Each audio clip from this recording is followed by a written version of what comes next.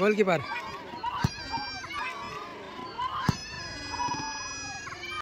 প্রথম শট, হলুদ colour jersey পরিহিত দল। ও ভালো গোল।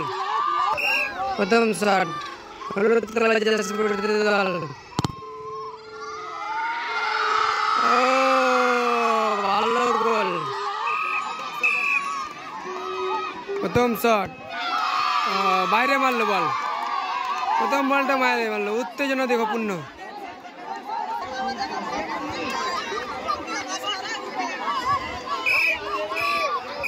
প্রথম শট, হলুদ কালার জার্সি পরিহিত দল। ও ভালো গোল, ভালো গোল করলো।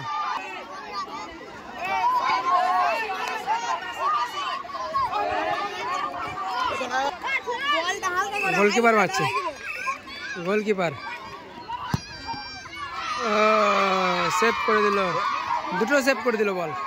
হলুদ কালার জার্সি পরিহিত দল। ক্যান্সেল করা হয়েছে। ও ভালো গোল, জিতে গেছে, ভালো মারলো। এই কালার হলুদ কালার জার্সি পরিহিত দল জয় লাভ করলো।